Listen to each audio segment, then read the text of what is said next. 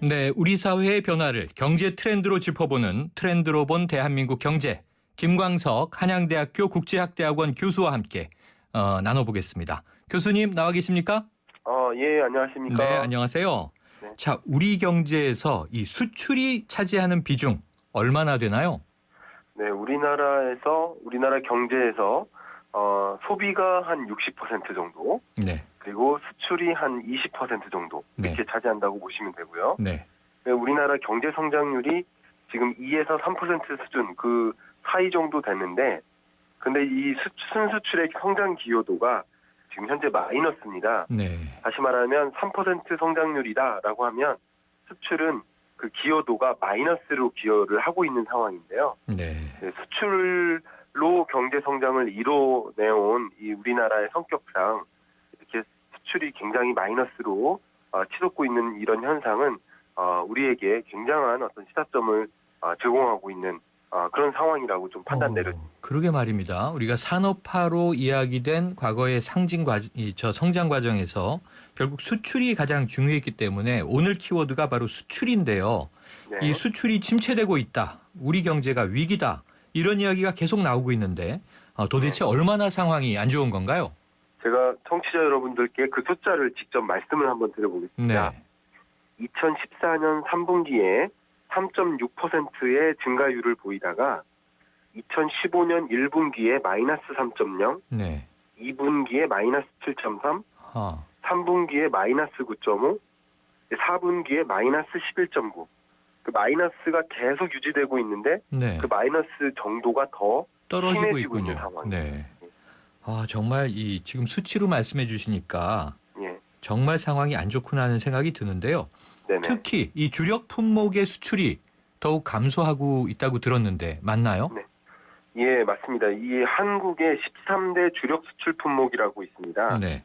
산업통상자원부에서 지정해놓은 그런 품목들인데요. 그러니까 우리나라 수출을 대표하는 그런 수출 품목인데요. 예를 들면 선박, 휴대폰, 반도체, 컴퓨터 뭐 이런 제품들을 네. 보통 13대 주력 수출 품목이라고 하는데요. 2015년에도 대부분 이 13대 주력 수출 품목들이 마이너스 증가율을 보였는데 2016년 1월, 2월 들어서도 계속 마이너스고 오히려 그 마이너스세가 더 심화되고 있는 모습입니다. 네. 그래서 앞에 잠깐 그 수출의 증감률이 마이너스가 되게 심해지고 있다라고 말씀드렸는데 네. 결국 이런 우리나라의 주력 수출 품목들이 그 수출의 마이너스세를 오히려 견인해오고 있는 아하. 그런 좀 안타까운 모습이라고 볼 수 있습니다. 네. 그래서인가요? 이 지난해부터 정부가 소비재 수출 확대를 통해서 돌파구를 찾고 있다. 이런 이야기가 들려오는데 자, 먼저 이 소비재라고 하는 건 어떤 품목들을 이야기하나요? 네, 소비재를 제외한 다른 품목들에는 원자재와 자본재가 있거든요. 네. 원자재는 철강, 고무, 유리, 석유 이런 것들이고요. 네. 자본재는 이제 기계나 장비, 부품 아하. 같은 것들이에요. 네. 소비재는 이제 우리가 흔히 직접 사용하는 자동차, 뭐 휴대폰, 뭐 신발, 의류, 혹은 이제 식음료, 맥주 이런 것들이 포함됩니다. 네. 그래서 소비재는 이제 정의상 이 직접 사용하기 위해서 구매하는 물품들이고요. 네. 자본재나 이런 중간재들은 부품에 해당돼요. 그래서 우리나라가 자동차를 수출한다 그러면 소비재지만 자동차 부품을 수출한다 그러면 중간재라고 이렇게 표현하고 있습니다. 네. 소비재 하니까 이제 완제품의 모습이 갖춰진 상품들이 떠오르는데요. 네. 자, 이 소비재 수출에 주목해야 하는 이유는 뭔가요?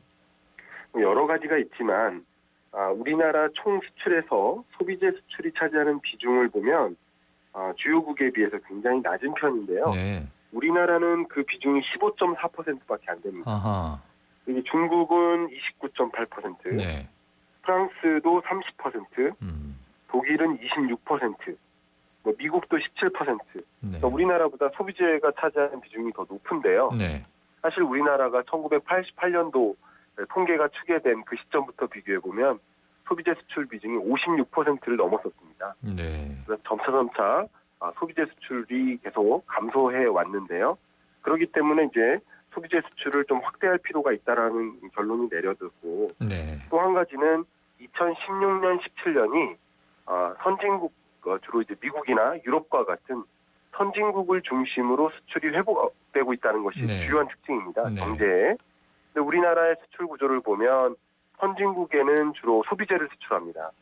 그리고 신흥국들에는 중간재를 수출하거든요. 네. 그러니까 선진국을 중심으로 경제 회복세가 그나마 나타나고 있으니까 소비재 수출에 좀 주력할 필요가 있다.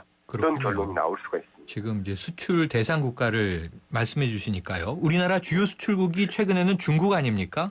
네네. 그러면 중국을 좀 특별히 공략하기 위한 전략 어떤 게 필요하다고 보세요? 네, 우리나라 총 수출의 4분의 1 이상을 중국에 수출하고 있는데 26% 정도 됩니다. 근데 최근에 중국이 이제 중국어로는 신창타이라고 해서 뉴노멀이라는 정책을 세우고 있습니다. 네. 그러니까 경제 구조를 수출 중심에서 소비 중심으로 선진국화하고자 하는 그런 모습인데요. 네. 그렇기 때문에 중국의 소비가 회복될 가능성이 굉장히 높아지고 있습니다. 경제가 둔화되는 상황 속에서 소비 위주의 성장을 이제 보일 것으로 이렇게 생각이 되는데요. 네. 따라서 중국을 겨냥한 수출도 뭐 유아용품이라든가 교육용품, 또 오락 스포츠용품, 네. 뭐 이런 패션이나 이제 뷰티용품 이런 것들, 이런 소비재 수출을 좀 주력할 필요가 있지 않을까 싶습니다. 네. 최근에 그 구매 구조를 좀 보면 직구가 많이 증가하고 있지 않습니까?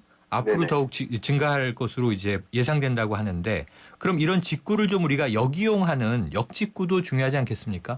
예, 맞습니다. 그래서 지금 세계적으로 온라인 쇼핑이나 해외 직접 구매가 굉장히 크게 부상하고 있기 때문에 이 부분을 놓치면, 이 트렌드를 놓치면 우리는 이제 전 세계 시장에서 이제 갈 곳을 잃게 되는 것이거든요. 네. 그래서 조금 더 역직구에 유리한 그런 제품들을 특화 개발할 필요가 있겠고요. 네. 그리고 국내 온라인 쇼핑몰들을 더 국제화하는데 여러 가지 시스템적인 보안 장치가 더 마련될 필요가 있다. 이렇게 생각합니다. 네. 자, 최근 정부가요. 이 수출에 대한 지원 체계를 대폭 개편했다는 이야기가 들리던데 도움이 좀 될 걸로 보십니까? 예, 맞습니다. 예를 들면 뭐 해외 전시회라든가 해외 전문 인력을 발굴한다든가 네. 또 내수 기업을 수출 기업화한다든가 이런 여러 가지 수출 체계를 개편하고 있고 한국형 히든 챔피언을 또 네. 찾아서 기업을 지원해 주기로 이렇게 했기 때문에 많은 도움이 될 거라고 생각이 됩니다. 네. 교수님 오늘 말씀 여기까지 듣겠습니다. 감사합니다. 감사합니다. 트렌드로 본 대한민국 경제 김광석 한양대학교 국제학대학원 교수였습니다.